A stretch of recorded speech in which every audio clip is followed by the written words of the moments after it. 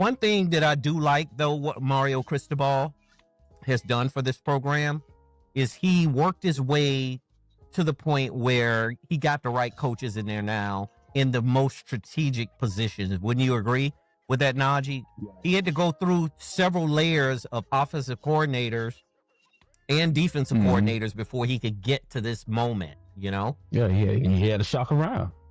Yes. That's what anything. Yeah, and that's what he's done a good job at. That's the thing you appreciate about Mario. Yeah. By the way, Najee, I do have a question for you. What is that background right there behind you? Do not enter. Oh, we got a little Halloween decorations around the house. Okay. Yeah. I was just curious. Do not enter and always means don't enter into something, right?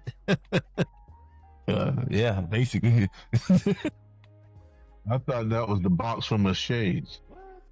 So we're on a commercial break right now, and continuing on about Mario Cristobal. If you look at, he played at Christopher Columbus High School, along with Fernando Mendoza Sr., which Fernando Mendoza Jr. is the current starting Indiana quarterback, which he went into the portal, the transfer portal, and transferred from Cal to Indiana. And it looks like he's lighting it up in Indiana early on. He looks very, very sharp and solid, you know, Fernando Mendoza Jr. So Cristobal played at Columbus, you know, and it was one of those situations where he basically, him and that Columbus team, and Columbus had some really good teams back then. If you look at Alonzo Highsmith, he played at Columbus High School, and several others. I believe Michael Shula played at Columbus High School. Yeah. You know, and Michael Shula is the son of Don Shula, who played at the University of Alabama, you know, and he had a pretty decent career as a quarterback at the University of Alabama when he played. But Isaah and myself was able to see Christopher Columbus play back in the day, you know, back in the day of the good old days when we were young kids, right? Yeah.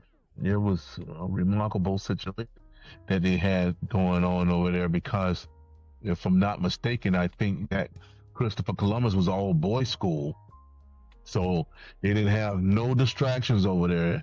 They didn't have to worry about no girls walking around with shorty shorts on, and they just was all about playing sports and playing football and concentrating on what they supposed to do on that field.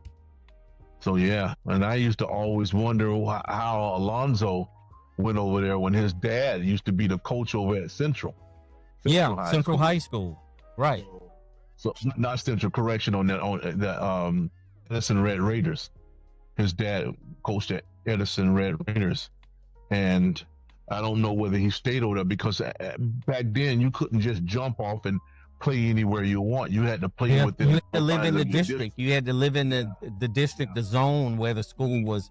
They had certain territories marked off, and if you were outside of that district, and me and Tony had a conversation about this a couple of days ago because I actually moved before I started high school in Miami. Otherwise, I would have been going to Northwestern as well. You know, Central was another one that was close, but I would have definitely been over at Northwestern more than likely.